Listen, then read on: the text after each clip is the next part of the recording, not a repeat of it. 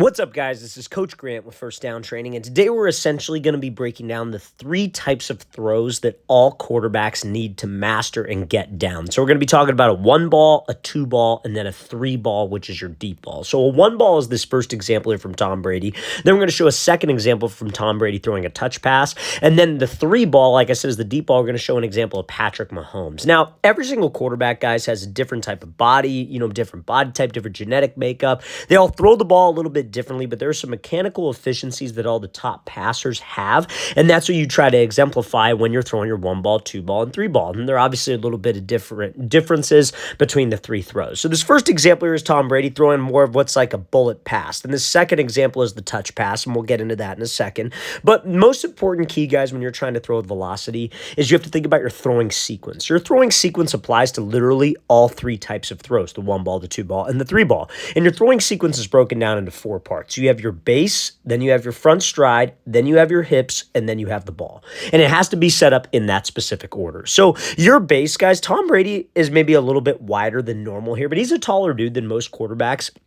I would say you shorter quarterbacks probably want your feet a little bit closer together. But the goal, guys, is we want to try to be able to have my back shin, and my back leg as straight as possible. I tell quarterbacks you want to get your weight back. I would say about 60 to 70% of your weight loaded on your back leg. And I tell guys you want to try to be stacked like a skyscraper, which means your head, your knee, and your foot are stacked in a straight line like a skyscraper, right? Now, Tom Brady doesn't necessarily have that down perfectly, but that back shin is for the most part straight, and his weight is loaded onto his back leg. That's the key that we all want to ultimately strive for. Now, the reason why you want to have weight onto your back leg like this, you guys, is that, fellas, when you throw, and you watch Tom Brady throw right here, you want to take that weight from your back leg and transfer it to the front leg. And that shift of weight from your back leg to your front leg is what will allow your hips to rotate. Yes, you have to be able to pivot your back foot. Yes, you have to drive your knee through, and we'll talk about all those things, but that's essentially why you want to have weight on your back leg, number one.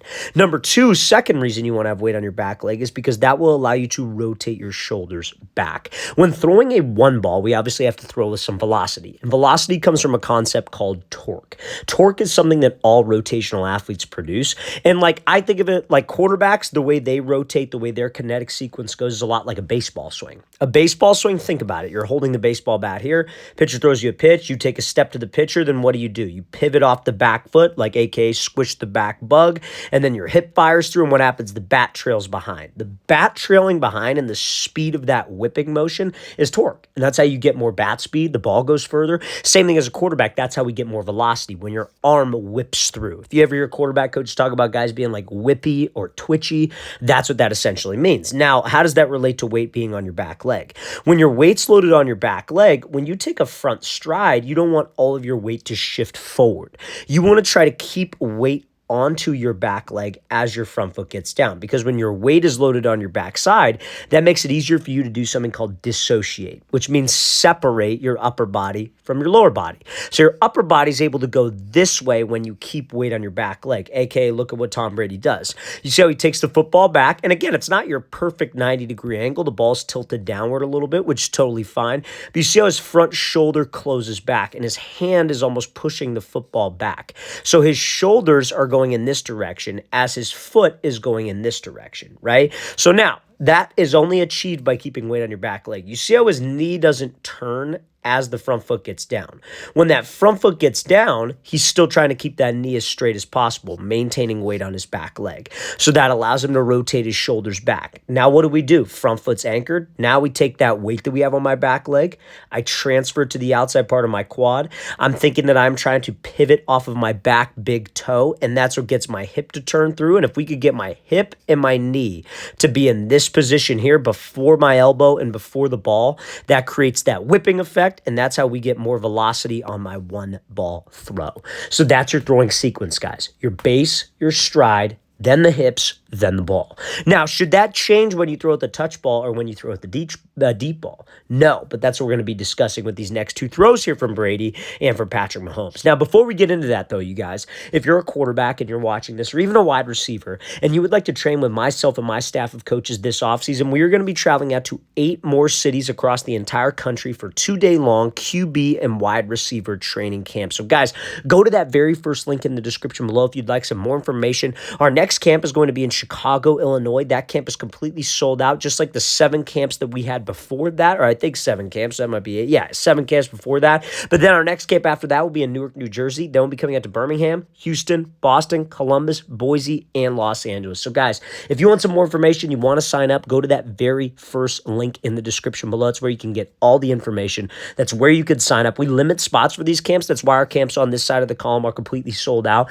So each athlete can get individualized coaching. We could, further emphasize the mechanical concepts that we cover on this page. So guys, go to that very first link in the description below if you want some more information and you want to sign up. We'd love to have you out if we are coming to a city near you. So now let's take a look at this touch pass here from Brady. Now, the thing about throwing a 2-ball, a touch pass, it is literally the exact same mechanics except for 2 things. You change the trajectory of your shoulders and you slow down the amount of hip rotation and weight transfer that you throw with, right? So you watch him here, Brady, when he throws his touch pass. You see how he's kind of going up and over.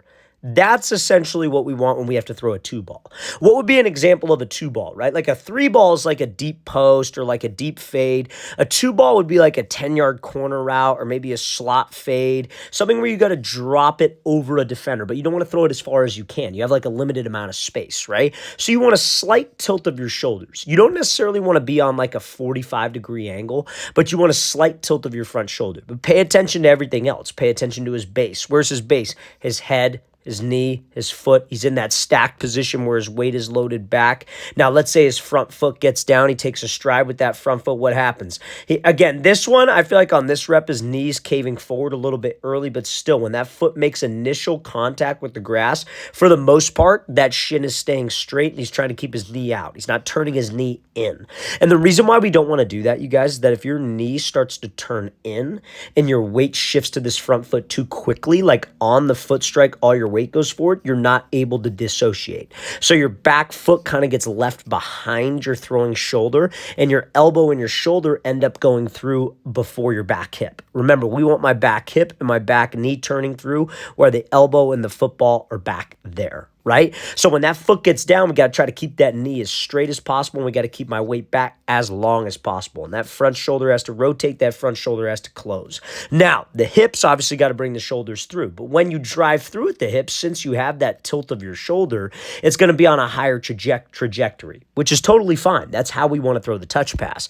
It's just you slow things down. You maybe aren't as aggressive with the transfer of weight. When you're trying to throw a 1-ball, like the first example, you want to be aggressive. You want to fire your hips as quick as you can. But in this specific example, you want to be almost like slower and smoother with your hips. You still want to have hips rotate. You still want to have the same sequence. It's just you're slower with the movement because that's what takes a little bit of heat off of the ball. So this is a textbook example here from Brady. Remember, guys, it's the same mechanics. Just change that trajectory and slow down your hips. Now, a deep ball, a 3-ball, let's take a look at this example here from Patrick Mahomes. I mean, the thing about this is that it's really, it's just like the 2-ball as far as your shoulders go. You want to maybe tilt that front shoulder up a little bit more, but pay attention to Mahomes' base, right? He takes this drop back and then he hitches up. Where does he get his base? Head, knee, foot, everything's stacked. He's got his weight back, right? And we get my weight back because, again, that helps me rotate my shoulders, and the more weight I have on my back leg, again, it shouldn't be more than 70% of your weight. I need to transfer it to my front leg, and that's where I get power, right? So he's like this, right? Weight is back, nice and light on the front foot. So when he takes the front stride, see what happens. He's trying to keep that back knee straight. A little bit of a cave. It's tougher on deeper throws, and Patrick Mahomes is naturally a longer stride guy, so it's tougher to do that. I'm not saying that all quarterbacks should do that. Mahomes is like a tough guy to replicate in this sense, but I'm trying to emphasize the shoulder arc and what his shoulders do because that weight stays back, right? So when that front foot gets anchored now, he's got that dissociation position. His foot and his lower body are going this way, and his shoulders are going this way. So what happens next? He transfers his weight, his hips rotate through, but the only thing is that he's going up on that higher angle. Now, on a 3-ball, you don't want to slow that down. You want to accelerate on that higher angle, and that's what gets that ball to have that nice arc. That's what gets that ball to turn over and then finish at a deeper spot. So this is textbook here from Patrick Mahomes. That's exactly how you'd want to throw your 3-ball. So remember, guys, the mechanics don't change.